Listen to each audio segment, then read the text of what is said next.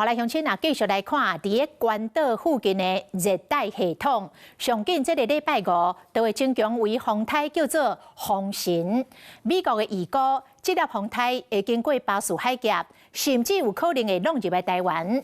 也毋过欧洲是讲会往南边，可能会经菲律宾北边的陆地。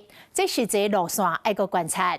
啊，这粒风台后礼拜一上挖进台湾，讲可能会甲东北季风产生着强波的效应。到时阵东半部甲恒春半岛有强降雨，讲这个降雨量会非常的惊人。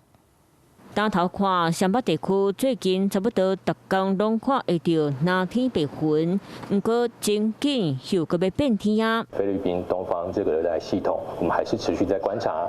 以今天早上来看的话，它的结构还算是比较松散一点点。不过我们预估它的结构会有逐渐增强的趋势。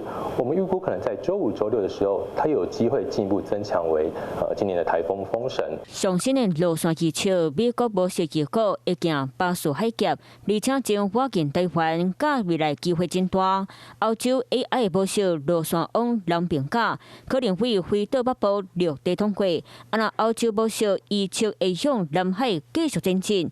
专家嘛分析，两条欧洲无少强行可以产生强盘效应。东北部外海形成所谓的符合，沿着环境的东北风的导引呢，直接进到台湾的陆地，造成一些额外而且显著的累积降雨量，会从19号开始，一直到22号。受到东北季风含外围环流影响，东半部恒春半岛规片低洼色，真侪人就烦恼敢会影响到花莲港府。来看马太安溪邦山湖一路进前，港府这站9月22到23下晡3点进前，累积雨量268毫米，所以这一边嘛是拢爱加注意。整体预估在东半部地区、北部地区恒春半岛可能有大雨或豪雨的可能，也就是有机会日雨量来到24小时200毫米左右的降雨。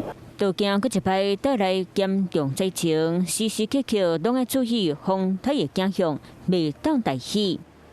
Hello， 我是林仙怡，想要抢先掌握最及时的新闻资讯吗？赶快订阅、按赞、开启小铃铛，锁定华视新闻 YouTube 频道。